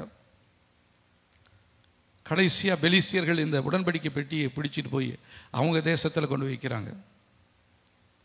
அவங்க கோயில் கொண்டு போய் முன்னாடி விக்கிரகத்துக்கு முன்னாடி வச்சா அடுத்த நாள் காலையில் பார்த்தா அந்த விக்கிரகம் அப்படியே தலைக்குப்புற விழுந்து கிடக்குது. திருப்பி எடுத்து நிறுத்துறாங்க. அடுத்த நாள் கீழே விழுந்து தலை முண்டம் தனித்தனியாக போயிடுது. அதுக்கப்புறம் அந்த தேசத்தில் ஒரு பெரிய ஒரு வியாதி ஒன்று வருது, நிறைய பேர் சாகிறாங்க. காரணம் என்ன? தேவ மகிமையை இல்லாத இருக்க வேண்டிய இடத்துல வைக்காம தேவ மகிமைக்கு அவங்களுக்கு சம்பந்தம் இல்லாத ஒருத்தன் கொண்டு போய் வச்சுட்டு இருக்கிறான் பாருங்க. அங்கே ஒரு மரணம் சம்பவிக்குது. அந்த தேசத்தில் நிறைய பேர் செத்து போயிடுறாங்க. அதுக்கப்புறம் அவங்க விசாரிக்கிறாங்க, இந்த தேவனுடைய பெட்டி இங்கே இருக்கிறதுனால தான் இதை மறுபடியுமா அவங்க ஊருக்கு அனுப்பிச்சி விட்டுரு. எப்படி அனுப்புறது? இதை எப்படியோ தூக்கிட்டு வந்துட்டாங்க, இப்போ அதை அனுப்பணும். ஆனால் 2 பசு மாடுகள் செஞ்சு அதில் கட்டி அந்த வண்டியில் இதை தூக்கி வச்சுது. அது பாரு, இந்த வியாதி இந்த மரணம் நமக்கு சம்பவிக்கிறதுக்கு ஏதோ எங்கேயோ இருந்து வந்துருந்துச்சா அந்த மாடு எங்கேயும் போகாது.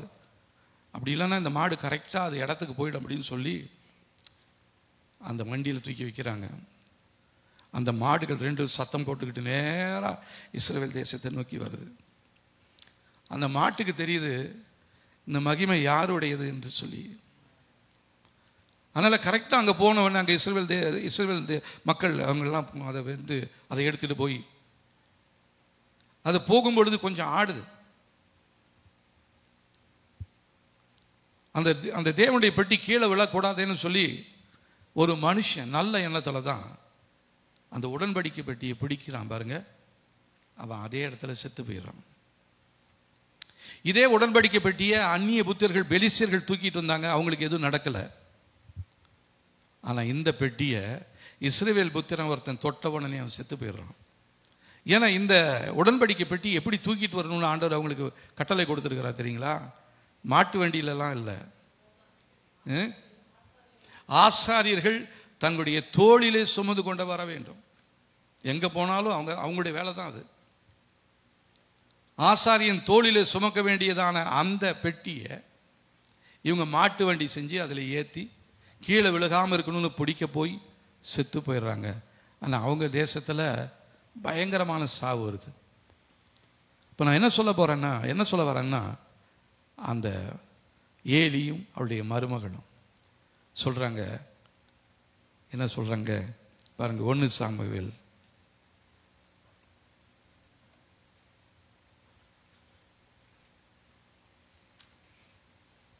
4 அதிகாரம்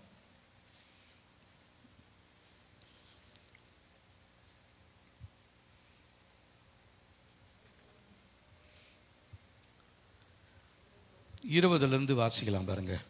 344 பக்கத்தில் இருக்குது. அவள் சாக போகிற நேரத்திலே அவன் அண்டையிலே நின்ற ஸ்திரீகள், நீ பயப்படாதே, ஆண் பிள்ளையை பெற்றார் என்றார்கள். அவளோ அதற்கு ஒன்றும் சொல்லவும் இல்லை, அதன் மேல் சிந்தை வைக்கவும் இல்லை.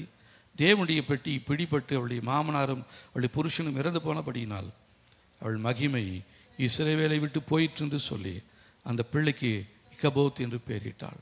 தேவனுடைய பெட்டி பிடிபட்டு போனபடியினால் மகிமை இஸ்ரவேலை விட்டு விலகி போயிற்று என்றான். அப்போ தேவனோடு செய்ததான உடன்படிக்கை இருக்கு பார்த்தீங்களா? இப்போ இந்த வருஷம் ஆரம்பத்தில் நியூ இயர் சர்வீஸில் நம்ம நிறைய ஆண்டவரோட வாக்குத்தத்தம் பண்ணியிருப்போம், உடன்படிக்கை செஞ்சுருப்போம். ஆண்டவரே, நான் இப்படி இனிமேல் ஜெபம் பண்ணுவேன், ஒரு ஆராதனைக்கும் நான் லேட்டாக வரமாட்டேன், எல்லா ஆராதனைக்கும் கரெக்டாக வந்துடுவேன், அதிகமாக நான் இப்படி ஜெபம் பண்ணுவேன், இப்படி பண்ணுவேன், அப்படி பண்ணுவேன். நம்ம நிறைய காரியத்தெல்லாம் சொன்னோம் பார்த்தீங்களா? அதெல்லாம் உடன்படிக்கை தான், தேவனோடு செய்த உடன்படிக்கை. ஆனால் அந்த உடன்படிக்கையில் நம்ம உண்மையுள்ளவர்களாக இருக்கிறோமா? இல்லைன்னா இந்த உடன்படிக்கை பெலிஸ்தர்கள் கையில் மாட்டினது போல நாம் செய்ததான உடன்படிக்கை எல்லாம் எங்கேயோ போய் மறந்து போய் அதை உதாசீனப்படுத்தி அதை நினைவு கூறாமல் இருக்கிறோமா? அப்படி இருந்தால் தேவனுடைய மகிமை உங்களை விட்டு விலகி போயிடுச்சின்னு அர்த்தம். அதனால் தேவ சமூகத்தில் எதை சொன்னாலும் வாயை திறந்து அவசரமாக எந்த வார்த்தையையும் சொல்லிடாத. பொருத்தனை பண்ணுறதுக்கு தேவ சமூகத்தில் வரும்பொழுது அவசரப்பட்டு எந்த ஒரு காரியத்தையும் நீ செஞ்சிடாத அப்படின்னு வசனம் இருக்குது. இப்போ தேவனோட பொருத்தனை பண்ணணும்டா யோசிச்சு பண்ணணும். அதை உடைச்சிட்டோன்னா தேவனுடைய மகிமை நம்முடைய வாழ்க்கையை விட்டு இழந்து போயிடும். நிறைய நேரத்தில் நிறைய குடும்பங்களில் பிரச்சனைகளுக்கு காரணம் தெரியுங்களா? கணவன் மனைவி அவங்க ஆலயத்தில் திருமண நேரத்தில் செய்ததான உடன்படிக்கை, என்னமோ அவர் பாஸ்டர் சொல்கிறாரே நானும் சொல்கிறேன் அப்படின்ட்டு சொல்லி வாழ்விலும் தாழ்விலும் நான் உன்னை மறக்க மாட்டேன், நான் அப்படி செய்வேன் இப்படி செய்வேன்லாம் சொல்லி திருமணம் செஞ்சுட்டு அதுக்கப்புறம் வந்த பின்னாடி ஒரே மாதத்தில் டைவர்ஸுக்கு எழுதி கொடுத்து ஒரே வாரத்தில் பிரச்சனை பிரிவினை இதெல்லாம் வருது பார்த்தீங்களா? காரணம் என்ன தெரியுங்களா? மகிமை இழந்து போயிட்டாங்கன்னு அர்த்தம். நம்மளுடைய திருமண அந்த பத்திரிகையில் கூட பார்த்தீங்கன்னா பரிசுத்த விவாக அழைப்புதல் அப்படின்னு இருக்கும். பரிசுத்தமான ஒரு விவாகம். அப்போ நிறைய குடும்பங்கள் இன்னைக்கு பிரச்சனைக்கு காரணம் அவங்க திருமண உறவில் உண்மையற்றவர்களாய் அல்லது ஒருவரை ஒருவர் வெறுத்து சமாதானம் இல்லாமல் ஏதோ பிள்ளைங்களை பெற்றிருப்பாங்க, ஒரு அக்கறை இல்லாத ஒரு வாழ்க்கிற ஒரு ஆணோ ஒரு பெண்ணோ இருந்தால் நிச்சயமாக அந்த குடும்பம் ஆசீர்வதிக்கவே படாது. ஏன்னா மகிமையை இழந்து போயிட்டாங்க, உடன்படிக்கையை உடைச்சி போட்டுட்டாங்க. ஒருவேளை அந்த மாதிரி நம்முடைய வாழ்க்கையில் இருந்தால், இது கேட்கறவருடைய வாழ்க்கையில் இருந்தால், நீங்கள் முதலாவது சரி செய்ய வேண்டியது உங்களுடைய திருமண பந்தத்தில், உறவில் உடன்படிக்கையை மறுபடியுமாக செய்து, ஆண்டவரே நாங்கள் செஞ்சிருக்கிற இந்த உடன்படிக்கையில் நாங்கள் உண்மையுள்ளவர்களாக இருக்க எத்தனை நாட்களுக்கு நம் மரணம் நம்மை பிரிக்கும் அளவும் நான் உனக்கு உண்மையுள்ளவனாய், நான் உனக்கு உண்மையுள்ளவளாய் இருப்பேன் என்று சொல்லி வாக்கு பண்ணுகிறேன் என்று சொல்லி தேவ சமூகத்தில் செய்ததான அந்த உடன்படிக்கையில் உண்மையுள்ளவர்களாக இருக்கும் பொழுது கர்த்தர் நம்முடைய மகிமையை திரும்பி வர பண்ணுவார். வாசற்படியில் இருக்கிறதான அந்த மகிமை நமக்குள்ள வர வேண்டும். நம்ம இவ்வளோ 21 நாளாக நம்ம டிப் பண்ணிக்கிட்டே இருக்கிறோம். இந்த நாளில் கர்த்தர் நமக்கு வெளிப்படுத்துகிற ஒரு காரியம், மகிமை உன்னை விட்டு வெளியேறி கொண்டிருக்கிறது. வெளியேறது தெரியாமலே நீ பாட்டுக்கு ஆராய்ச்சிட்டு இருக்கிற, நீ பாட்டுக்கு சாட்சி சொல்லிக்கிட்டே இருக்கிற, நீ பாட்டுக்கு மற்றவங்களுக்கு ஜெபம் பண்ணிக்கிட்டு இருக்கிற, மற்றவங்களுக்கு சுவிசேஷம் சொல்ற, ஆனால் உன் வாழ்க்கையில் மகிமை இல்லாமல் இருக்குதே. இப்போ பாருங்க, ஏலி மகிமையை இழந்து போனாலும் அவர் அன்னாளுக்கு ஒரு ஆசீர்வாதமான வார்த்தையை சொல்றாரு பாருங்க.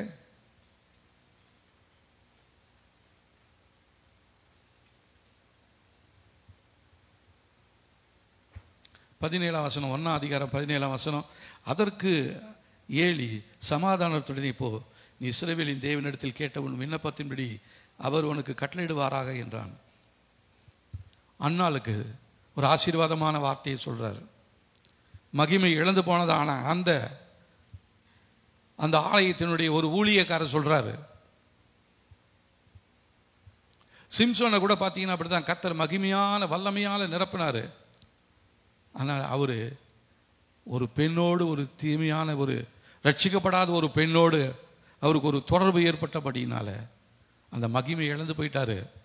ஆனால் அதுக்கப்புறம் கூட அவர் பார்த்தீங்கன்னா ஒரு ஊரில் இருக்கிற ஒரு பெரிய வாசலையே அப்படியே, மலையில் இருக்கிற ஒரு வாசலையே அப்படியே பித்து கொண்டு உடச்சி அதை வெளியே வராரு அந்த பட்டணத்திலிருந்து. இவர் ஊருக்குள்ளே இருக்கிறாரு, இவரை பிடிச்சிடலான்னு சொல்லி வாசல்லாம் எல்லாம் பூட்டிட்டு, சரி விடிய காத்தால் இவனை பிடிச்சிக்கலான்னு எல்லாம் போய் தூங்க போயிட்டானுங்க. இவன் நடுராத்தில் எழுந்து அந்த வாசலோட, அந்த கதவோட, பெரிய கதவு அப்படியே அதை ஆட்டி அதை பிச்சு தோலில் தூக்கிட்டு இவர் பாட்டுக்கு போறாரு. இவ்வளோ பெரிய வல்லமை நிறைந்ததான இந்த சிம்சோன் மகிமை இழந்து போனாலும் இந்த காரியத்தெல்லாம் செஞ்சிட்டு இருந்தாரு. அதனால் மகிமை இல்லாததுனால நான் எப்பயும் போல ஜெபம் பண்ணிக்கிட்டு இருக்கிறேனே, எப்பயும் போலவே ஆலயத்துக்கு வந்துட்டு இருக்கிறேனே, மற்றவங்களுக்கு சாட்சி சொல்கிறேனே, நான் ஜெபம் பண்ணுறேனேன்னு சொன்னாலும் அது ஒரு நாள் உங்கள் அக்கௌண்ட்டில் வரவே வராது. மகிமை இல்லாமல் நம்ம செய்கிற ஊழியம் வீண். உடன்படிக்கை உடைத்து போட்டுட்டு நீங்களும் நானும் பண்ணுகிறதான ஜெபம் அது வேஸ்ட். அதனால தான் நம்ம ஜெபம் பண்ணி இன்னும் நம்முடைய வாழ்க்கையில் எந்த நன்மையுமே கிடைக்கல. நான் சொல்றது புரியுதுங்களா? அப்போ உங்களுக்குள்ள இருக்கிறதான தேவ மகிமை இந்த நாளில் எந்த இடத்துல நிற்குது? தேவனுடைய ஆலயத்தில், மகா பரிசுத்த ஸ்தலத்தில் இருக்க வேண்டிய அந்த மகிமை இன்றைக்கு வாசற்படியில் நின்று கொண்டிருக்கிறது. ஆனால் கர்த்தர் மறுபடியுமாக அவனை அந்த ஆலயத்துக்குள்ள தம்முடைய மகிமையை வெளிப்படுத்தும்படியாக அதற்கு பின்புறம் இருக்கிற அதிகாரங்களை நீங்கள் போய் வாசிக்கும் பொழுது அது உங்களுக்கு தெரிந்து கொள்ளலாம். இல்லைன்னா சமயம் கிடைத்தா நான் மறுபடியுமாக உங்களுக்கு அதை குறித்து நான் சொல்ல போகிறேன்.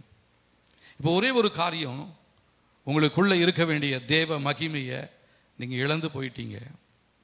அதனால தான் வீணான வார்த்தைகளை பேசி கொண்டிருக்கிறோம், வீணான காரியங்களை யோசித்து கொண்டிருக்கிறோம். நம்முடைய வார்த்தைகள் மாத்திரம் நமக்கு அழிவை உண்டாக்குவதல்ல, நம்முடைய எண்ணங்களிலும் பரிசுத்தமான எண்ணம் இல்லாமல் அசுத்தத்தோட எண்ணத்தோடு இருப்பீர்களானால் உங்களுடைய வாழ்க்கையில் தேவ மகிமையை நீங்கள் இழந்து விடுவீர்கள். ஜெபம் பண்ணலாம், கரத்தை உயர்த்தி ஜெபம் பண்ணலாம், அதை பண்ணலாம், இதை பண்ணலாம், எல்லாம் பண்ணலாம். ஆனால் சிந்தையில் ஒரு பரிசுத்தம் இல்லாமல் அசுத்தத்தோடு, அசுத்த எண்ணத்தோடு அவங்களுக்கு அதை பண்ணுவோம், இவங்களுக்கு இதை பண்ணுவோம் அப்படின்னு சொல்லி மற்றவங்களை குறித்து குறை சொல்லி, குற்றம் சொல்லி பேசி கொண்டிருக்கும் பொழுது உங்களுடைய எண்ணத்தில் ஒருவேளை வாயை திறந்து பேசலைனாலும் உங்களுடைய இருதயத்துக்குள்ளே இருந்துக்கிட்டு நீங்கள் அவங்க மேலே எரிச்சலோட பேசுகிறீங்க பார்த்தீங்களா, அது உங்களுக்கு எதிராக கிரியை செய்ய ஆரம்பிச்சிடும். அது உங்களுடைய மகிமையை உங்களை விட்டு விலக செய்து விடும். இப்போ நம்ம இழந்து போன மகிமையை மறுபடியும் நம்முடைய வாழ்க்கைக்குள்ளே வரும்படியாக நம்ம ஒப்பு கொடுத்து ஜெபிக்க போகிறோம். நாம் யாவரும் எழுந்து நிற்போம்.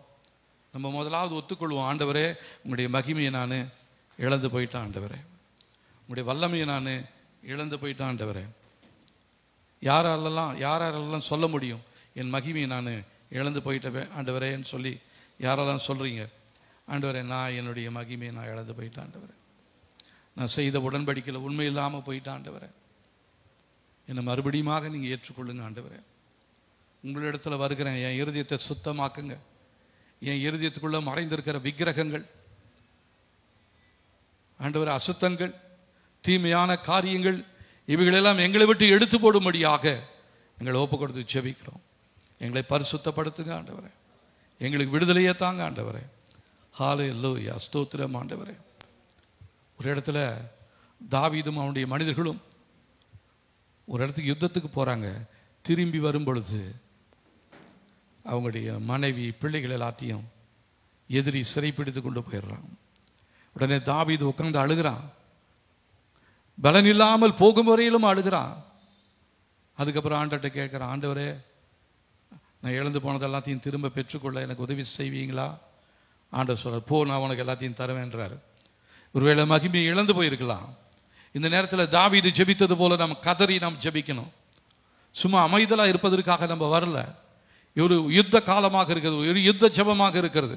போராடி ஜெபிக்கணும். ஆண்டவரே, நான் இழந்து போன எல்லாவற்றையும், இழந்து போன என்னுடைய தேவனுடைய மகிமையை நான் மறுபடியும் எனக்குள்ளாக பெற்றுக்கொள்ளும்படியாக, என் குடும்பத்துக்குள்ள, என் சந்ததிக்குள்ள மறுபடியும் உங்களுடைய மகிமையினாலே நிரப்பப்படும்படியாக, என் எல்லைகளை உங்களுடைய மகிமையினாலே நிரப்பும்படியாக நாங்கள் இப்பொழுது ஒப்பு கொடுத்து ஜெபிக்கிறோம் என்று சொல்லி தேவ சமூகத்தில் நம்ம ஒப்பு கொடுத்து ஜெபிக்கலாம். ஹல்லேலூயா. கர்த்தாவே, தாவீது ஜெபித்தது போல நாங்கள் ஜெபிக்கிறோம். எங்களுடைய இருதயத்தை, உள்ளத்தை உடைத்து நாங்கள் ஜெபிக்கிறோம். எங்களுடைய உள்ளத்துக்குள்ள மறைந்திருக்கிற தீமையான காரியங்களை எங்களை விட்டு வெளியேற்றும்படியாக சொல்லி ஜெபிக்கிறோம். தேவ சமூகத்து அக்கினியாலே அவைகளெல்லாம் சுட்டரிக்கப்படும்படியாய், சாம்பலாக்கி போடும்படியாய் சொல்லி ஜெபிக்கிறோம். ஆண்டவரே, இனி யாரை குறித்து நான் வீணான வார்த்தைகளை பேச போவது இல்லை. தேவ சமூகத்தில் ஒரு தீர்மானம் எடுக்கலாமா? ஆண்டவரே, நாங்கள் இனி யாரை குறித்து நாங்கள் வீணான வார்த்தைகளை பேச போவது இல்லை. ஆண்டவரே, எங்களுடைய இருதயத்தின் எண்ணங்கள் எப்போதும் உமக்கு முன்பாக பரிசுத்தமாக இருக்கட்டும். ஆண்டவரே, அசுத்தமான எண்ணங்களோடு நாங்கள் வந்தோம். ஆலயத்தில் இருக்கிறோம், ஜெபத்திலையும் அப்படித்தான் இருக்கிறோம். 21 நாள் ஜெபம் பண்ணாலும் எங்களுடைய இருதயத்தில் தீமையான எண்ணங்கள் இருக்கிறது. அது முடித்த பின்பு எங்களுக்குள்ள இன்னும் தீமையான எண்ணங்கள் தான் இருக்குது. இந்த தீமையான எண்ணங்களினாலே எங்களை விட்டு மகிமை வெளியேறினதை எங்களால் உணர முடியாதபடிக்கு எங்களுடைய கண்கள் அடைக்கப்பட்டிருக்கிறது. ஆண்டவரே, இந்த நாளிலே கர்த்தர் நீர் எங்களுடைய கண்களை திறந்து தேவனுடைய மகிமை எங்களை விட்டு வெளியேறினதை நாங்கள் பார்க்கும்படியாக எங்களுக்கு உதவி செய்ததற்காக நன்றி. ஆனாலும் தேவ மகிமையே, எங்களுக்குள்ளாய் நீ திரும்பி வருவாயாக. சொல்லலாமா? தேவ மகிமையே, எங்களை விட்டு வெளியேறின தேவ மகிமையே, எங்களுடைய தவறுகளினால் நாங்கள் இழந்து போன தேவ மகிமையே, எங்களுக்குள்ளாக, எங்களுடைய குடும்பத்துக்குள்ளாக, எங்களுடைய இருதயத்துக்குள்ளாக நீர் கடந்து வருவீராக. பரிசுத்த ஆவியானவருடைய வல்லமை எங்களுக்குள்ளாக வரும்படியாக நாங்கள் ஒப்பு கொடுத்து ஜெபிக்கிறோம். எங்களுடைய எல்லைகள் எங்குமாய் பாதுகாப்பை கொடுக்கும்படியாய் பரிசுத்த ஆவியானவர் நீர் இந்த நாளிலே எங்களுடைய வாழ்க்கையில காணப்படுகிறதான எல்லா தீமையான காரியங்களும் எங்களை விட்டு எடுத்து போட்டுட்டு தேவ மகிமையினால் இழந்து போன தேவ மகிமையை நாங்கள் மறுபடியும் பெற்றுக்கொள்ளும்படியாக கர்த்தர் எங்களுக்கு உதவி செய்யும்படியாக சொல்லி ஜெபிக்கிறோம். ஆண்டவரே, ஓரா ரம மலர துரானியா ஷல ரம தக்கேத்ரா ரிவிலர திராசியா துரினே மெக்கத்ரானியாசியா. நம் மகிமையின் மேல் மகிமை அடைய வேண்டும். அதுதான் தேவன் நம்மை குறித்து வைத்திருக்கிறதான ஒரு நோக்கம். அதன் மூலமாக நம்முடைய இருதயம் மறுரூபமாக்கப்பட வேண்டும். பழைய இருதயம் அல்ல, கசப்பு நிறைந்த இருதயம் அல்ல, கோபம் நிறைந்த இருதயம் அல்ல, ஆத்திரம் நிறைந்த இருதயம் அல்ல. என்னுடைய இருதயத்தை நீர் புதுப்பிக்கும்படியாக நாங்கள் ஒப்பு கொடுத்து ஜெபிக்கிறோம். ஆண்டவரே, ஹல்லேலூயா. கர்த்தாவே, இயேசப்பா, எங்களுடைய தாய் தகப்பன் செய்ததான பாவத்தினால் எங்களுக்குள்ளாய் இருந்து வெளியேறி இருக்கிற தேவ மகிமை மறுபடியுமா எங்களுக்குள்ளாக திரும்பி வரும்படியா நாங்கள் ஒப்பு கொடுத்து ஜெபிக்கிறோம் ஆண்டவரே. ஹalleluya. ஓரா ரபமாலரா துரானியா சந்தோரேனியா. ஆண்டவரே ஹalleluya. எங்களுக்குள்ளாய் வாசம் செய்கிற பாவத்தின் வல்லமைகள் எங்களுக்குள்ளாக இருந்த தேவ மகிமையை வெளியேற்றும்படியாய் எங்களுக்குள்ளாய் தேவ சித்தம் நிறைவேற முடியாதபடி தடை செய்து கொண்டிருக்கிறதான எல்லா தீமையான காரியங்களையும் எங்களை விட்டு உடைத்து போடும்படியாய் எங்களை விட்டு எரித்து போடும்படியாய் சொல்லி ஜெபிக்கிறோம் ஆண்டவரே. ஹalleluya. ரபலரா துரா கேதுரா ஓரா மௌதரா கேதுரா நியாசியா. நாங்கள் எங்களுடைய தாயின் கருவிலே இருந்ததான நேரத்தில் எங்களுடைய தாய் தகப்பன் செய்ததான பாவத்தின் நிமித்தமாய் எங்களுடைய வாழ்க்கையிலிருந்து திருடி செல்லப்பட்டிருக்கிற தேவ மகிமையை நாங்கள் மறுபடியுமாய் பெற்றுக்கொள்ளும்படியாய் உம்முடைய கரத்தில் ஒப்பு கொடுத்து ஜெபிக்கிறோம். சொல்லுங்க ஆண்டவரே, நாங்கள் எங்களுடைய தாயின் வயிற்றில் இருந்த நாளிலே எங்களை விட்டு எங்களிடத்திலிருந்து திருடி செல்லப்பட்டதான தேவ மகிமை இயேசுவின் நாமத்தினால் எங்களுடைய வாழ்க்கையில் வருவதாக, எங்களுடைய வாழ்க்கையை தேவனுடைய மகிமையினால் நிரம்புவதாக, எங்களுடைய எல்லைகளை தேவனுடைய மகிமையினால் நிரப்பும்படியாய் சொல்லி ஜெபிக்கிறோம் ஆண்டவரே. ஹalleluya. ரபலரதிரா கேதுரா. எங்களுடைய தாய் தகப்பனார் தங்களுடைய வாழ்க்கையில அவங்க முன்னேற்றம் அடைய வேண்டும் என்று சொல்லி ஆண்டவரே உம்மை அறியாத நாட்களிலே உங்களுடைய மகிமை இழந்து போகும்படியாய் அவள் செய்ததான எல்லா விதமான பூசைகளும் பலிகளும் இயேசுவின் நாமத்தினாலே எங்களுடைய வாழ்க்கை விட்டு வெளியேறுவதாக, எங்களுடைய ரத்த ஓட்டத்தை விட்டு வெளியேறுவதாக என்று சொல்லுங்க. ஹalleluya. எங்களுடைய தாய் தகப்பன் வழியாக அவங்க செய்ததான தீமையான உடன்படிக்கைகள், தீமையான பாவ காரியங்கள் மூலமாக அவருடைய ரத்தத்தின் மூலமாய் எங்களுடைய ரத்த ஓட்டத்திற்குள்ளாய் கலந்து வந்து எங்களுடைய மகிமை இழக்க செய்ததான தீமையின் ரத்தமே இயேசுவின் ரத்தத்தினாலே பரிசுத்தப்படுவதாக, பரிசுத்தப்படுவதாக, எங்கள் மேலே தேவனுடைய வல்லமை இறங்கி வரும்படியாக சொல்லி ஜெபிக்கிறோம் ஆண்டவரே. ஹalleluya. ரபலரதிரா கேத்ரானியா சந்துரேனியா. எங்களுடைய தாய் தகப்பன் ஆண்டவரே கவனம் இல்லாதபடியினாலே ஆண்டவரே இழந்து போனதான தேவ மகிமையை நாங்கள் மறுபடியுமாக பெற்றுக்கொள்ளும்படியாக வந்திருக்கிறோம். எங்களுடைய தாய் தகப்பன் கவனம் இல்லாமல் அவள் செய்ததான் அநேக காரியங்கள் ஆண்டவரே என்னுடைய மகிமையை இழக்க செய்திருக்கிறது. அவ்விதமாய் நான் இழந்து போன தேவ மகிமையை நான் மறுபடியுமாய் பெற்றுக்கொள்ளும்படியாக நான் இந்த நாளிலே உம்முடைய சமூகத்தில் வந்து நின்று ஜெபிக்கிறேன் ஆண்டவரே. எனக்கு விடுதலையை தரும்படி சொல்லி ஜெபிக்கிறேன் ஆண்டவரே. ஹalleluya. ரபலரதிரானியா ஷாத்துரேனியா ஓரலமரோகேதுரானியா சந்துரீனியா. உலகத்திலே நாங்கள் செய்ததான தீமையான உடன்படிக்கைகள் பொருத்தனைகள் மூலமாக எங்களுடைய மகிமையை நாங்கள் இழந்து போயிருக்கிறோம். இழந்து போன எங்களுடைய மகிமையை மறுபடியுமாய் பெற்றுக்கொள்ளும்படியா நாங்கள் வந்து நிற்கிறோம். ஆவியானவர் நீர் ஆண்டவரே எங்களுக்குள்ளாக வந்து வாசம் பண்ணும்படியாய் எங்களுக்குள்ளாக மறைந்திருக்கிற தீமையான வல்லமைகளை எங்களை விட்டு எடுத்து போட்டுவிட்டு தேவனுடைய மகிமையினால் எங்களையும் எங்களுடைய குடும்பத்தையும் எங்களுடைய எல்லைகளையும் நீங்க மூடி மறைத்துக் கொள்ளும்படியாய் சொல்லி ஜெபிக்கிறோம் ஆண்டவரே. ஹalleluya. ரபலரேனியா ஷாத்துரேனியா ஓ ரபல கேத்ரானியா சந்துரேனியாசியா ஓ ரபலரபரே கேத்ரானியாசியா. எங்களுடைய வாழ்க்கையிலே எங்களை அறியாமலே செயல்பட்ட தீமையின் கரங்களின் மூலமாக ஆண்டவரே எங்களை விட்டு கடந்து போயிருக்கிற தேவ மகிமை மறுபடியும் எங்களுக்குள்ளாக திரும்பி வருவதாக. இனி அந்த தீமையான கரங்கள் எங்களுடைய வாழ்க்கைக்குள்ளாக நுழையக்கூடாது ஆண்டவரே. எங்களுடைய எல்லைகளுக்குள்ளாக நுழைந்திருந்து கிரியை செய்கிற தீமையின் கால்கள் இயேசுவின் நாமத்தினாலே வெட்டி எறியப்படுவதாக. எங்களுடைய வாழ்க்கையில இருதயத்தில் காணப்படுகிற விக்கிரகத்தின் வல்லமைகள் ஆண்டவரே, சாபத்தின் வல்லமைகள், தீட்டுள்ள காரியங்கள் எல்லாம் இயேசுவின் நாமத்தினாலே எங்களுடைய வாழ்க்கை விட்டு வெளியேறுவதாக. தேவ மகிமை எங்களுக்குள்ளாக கடந்து வரும்படியாய் சொல்லி ஜெபிக்கிறோம் ஆண்டவரே. ஹalleluya. ஹalleluya. நாம் பிறந்த நேரத்தில் நமக்கு முதலாவது நம்ம தலை மேல கை வச்சிருப்பாங்க, இல்லைன்னா நமக்கு சக்கரை தண்ணி ஊற்றிருப்பாங்க. தீமையான கரங்கள் அதை நம்ம செஞ்சிருக்குது. அவங்க எவ்வளவுதான் நமக்கு சொந்தக்காரங்களாக இருந்திருக்கலாம், ஆனால் ஆண்டவர் அறியாதவங்க நமக்கு செஞ்சிருக்கலாம். அதன் மூலமா நம்மளை பின்தொடர்ந்து வருகிற அந்த தீமையின் வல்லமைகள் நம்மை விட்டு வெளியேறும்படியாக சொல்லி ஜெபிக்கலாமா? ஆண்டவரை, நாங்கள் பிறந்த நேரத்தில் எங்களை தொட்டு எங்கள் தலை மேலே கையை வச்சு எங்களுக்கு சக்கரை தண்ணி ஊற்றி எங்களுக்கு அதை செய்கிறேன் இதை செய்கிறேன்னு சொல்லி நன்மையான காரியங்களெல்லாம் செய்ததினாலே எங்களுக்குள்ளாக கடந்து வந்திருக்கிற தீமையின் வல்லமைகள் இயேசுவின் நாமத்தினாலே வெளியேறி தேவனே உங்களுடைய மகிமை எங்களை நிரப்பும்படியாக நாங்கள் சொல்லி ஜெபிக்கிறோம் ஆண்டவரே.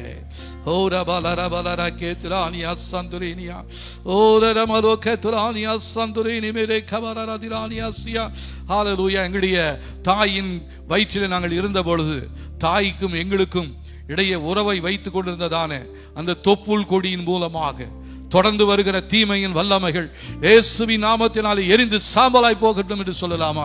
ஹல்லேலூயா. எங்களுடைய தாயின் வயிற்றில் இருந்த நாட்களிலே எங்களுக்கும் என்னுடைய தாய்க்கும் உலக பிரகாரமான மனிதர்களுக்கும் தொடர்பை ஏற்படுத்தி வைத்திருந்த தொப்புள் கொடி இயேசுவின் நாமத்தினாலே அதன் மூலமாய் தொடர்ந்து வருகிற தீமையின் வல்லமைகள் எரிந்து சாம்பலாய் போகும்படியாய் சொல்லி ஜெபிக்கிறேன். கர்த்தர் இந்த நாட்களிலே எங்களுடைய ஜெபத்தை கேட்டு எங்களுக்கு செவி கொடுப்பதற்காக நன்றி சொல்கிறேன் ஆண்டவரே.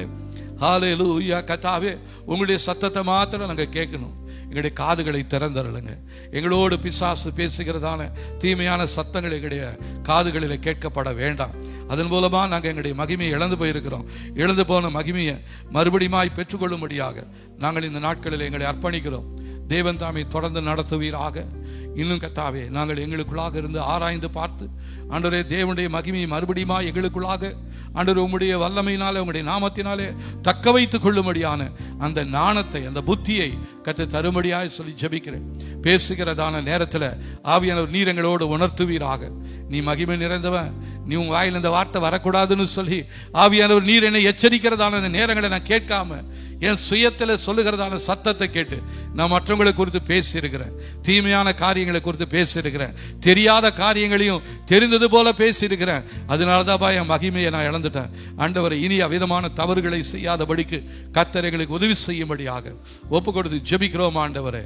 ஹல்லேலூயா, ஹல்லேலூயா, ஹல்லேலூயா. இந்த நாளிலே நம்முடைய ஜெபத்தை கேட்டிருக்கிறார். நம்ம இழந்து போனதான தேவனுடைய மகிமையை கர்த்தர் நமக்கு அனுகிரகம் செய்யும்படியாய் அவர் நம்ம இந்த நேரத்தில் நம்ம மேல அவருடைய கைகளை நீட்டி நம்மை ஆசீர்வதிக்கிறார்.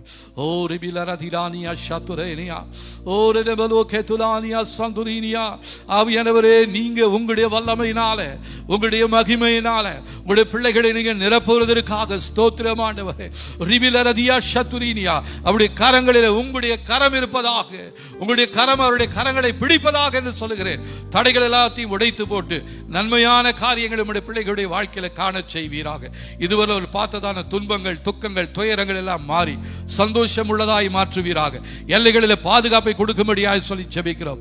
எந்தெந்த சரீரங்களிலே தீமையான பலவீனங்களினால் கட்டப்பட்டிருக்கிறார்களோ, பலவீனத்தின் வல்லமைகள் இயேசுவின் நாமத்தில் வெளியேறி தேவ மகிமையினாலே நிரம்பி புதிய பலத்தை, புதிய அபிஷேகத்தை நம்முடைய பிள்ளைகள் பெற்றுக்கொள்ளும்படியாய் நான் இந்த வேளையில ஒப்பு கொடுத்து ஜெபிக்கிறேன் ஆண்டவரே. ஹல்லேலூயா. குடும்பத்தார் யாவரும் ரட்சிக்கப்பட கர்த்தர் உதவி செய்யுங்க ஆண்டவரே. தடைகள் எல்லாவற்றையும் கர்த்தர் மாற்றி போடுங்க. இது மூலமாய் வருகிற எல்லா மகிமையும் இயேசு ராஜா ஒருவருக்கே நாங்கள் செலுத்துகிறோம்.